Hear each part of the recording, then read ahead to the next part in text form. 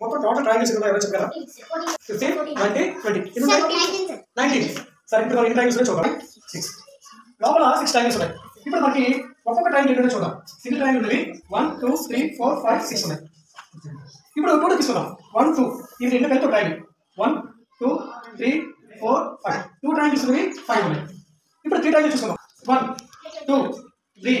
4 3 triangles ఉన్నాయా 4 triangles చూద్దాం 1 2 3 4 1 1 2 3 4 2 1 2 3 4 3 మొత్తం ఎన్ని ఉన్నాయి 4 ట్రయాంగిల్స్ 3 5 తీసుకుందాం 5 తీసుకుంటే 1 2 3 4 5 ఇది ట్రయాంగిల్ 1 2 3 4 5 ట్రయాంగిల్ అంటే ఉన్నాయి 2 ఉన్నాయి మొత్తం 6 ట్రయాంగిల్స్ ఉన్నాయి 1 ఇప్పుడు ఇంకా ఈజీగా ఒక సూత్రంతో చెప్పొచ్చు ఎలా ఇక్కడ లోపల ఉన్నాయి 1 2 3 4 5 6 కదా n = 6 దీని ఫార్ములా ఏంటంటే n × n + 1/2 అంటే ఏమొచ్చింది n అంటే 6 n 6 + 1 అంటే 7/2 2 3 ఏమొచ్చింది 3 7 చూసారా ఈజీగా మనం ఈ విధంగా కూడా